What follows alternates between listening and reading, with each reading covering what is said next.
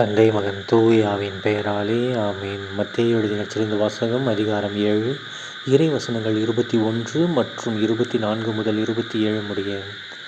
அக்காலத்தில் இயேசு தம் சீடரை நோக்கி கூறியது: என்னை நோக்கி ஆண்டவரே ஆண்டவரே என சொல்பவரெல்லாம் விண்ணரசுக்குள் செல்வதில்லை, மாறாக விண்ணுலகில் உள்ள என் தந்தையின் திருவுளத்தின்படி செயல்படுபவரே செல்வர்.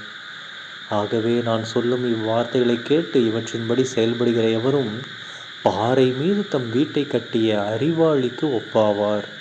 மழை பெய்தது, ஆறு பெருக்கெடுத்து ஓடியது, பெருங்காற்று வீசியது, அவை அவ்வீட்டின் மேல் மோதியும் அது விழவில்லை, ஏனெனில் பாறையின் மீது அதன் அடித்தளம் இடப்பட்டிருந்தது. நான் சொல்லும் இந்த வார்த்தைகளை கேட்டு இவற்றின்படி செயல்படாத எவரும் மணல் மீது தம் வீட்டை கட்டிய அறிவிலிக்கு ஒப்பாவார்.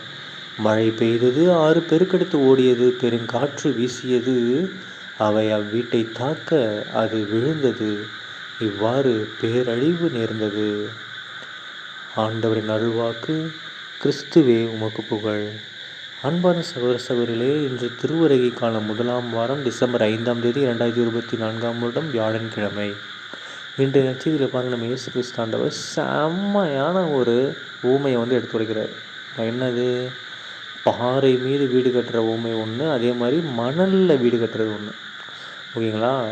ஸோ இயேசு கிறிஸ்துவுடைய வார்த்தையை கேட்டு அதன்படி நடந்தோம்னா நம்மளாம் எப்படியா பாறை மேலே ஸ்ட்ராங்காக வீடு கட்டின ஒரு ஆளுக்கு ஒப்பாகும். ஸோ என்ன வெயில் அடித்தளமே பாறையில் போட்டுச்சு, என்ன ஒன்றும் என்ன மழை இடி புயல் என்ன ஆனாலும் ஸ்ட்ராங்காக இருக்கும். ஆனால் மணல் மேலே வீடு கட்டினா என்ன ஆகும்? அவ்வளோதான், லைட்டாக ஒரு நிலநடுக்கம் வந்தாலே முடிஞ்சு போச்சு கதை. ஓகேங்களா? தண்ணி வந்துச்சுனாலே அடிச்சுட்டு போயிடும், வீடு போல தண்ணி ஆயிடும். ஸோ நம்முடைய நம்பிக்கை, கடவுள் மேலே வைத்த நம்பிக்கையும் சரி, கடவுள் காட்டிய வழியில் நடக்கிறதும் சரி, ஆரம்பத்தில் ஸ்ட்ராங் ஃபவுண்டேஷன் போட்டுருணும். அதனால தான் பார்த்திங்கன்னா சின்ன குழந்தைங்களுக்குலாம் கேட்டிகிசம் கிளாஸ் நடத்துகிறாங்க. அவங்க சின்ன குழந்தையாக இருக்கும்போது கிளாஸ் போய் பயபக்தியோடு வளர்ந்துட்டாங்க அப்படின்னா ஃப்யூச்சரில் அவங்க அதே எப்படி பழகிடுவாங்க.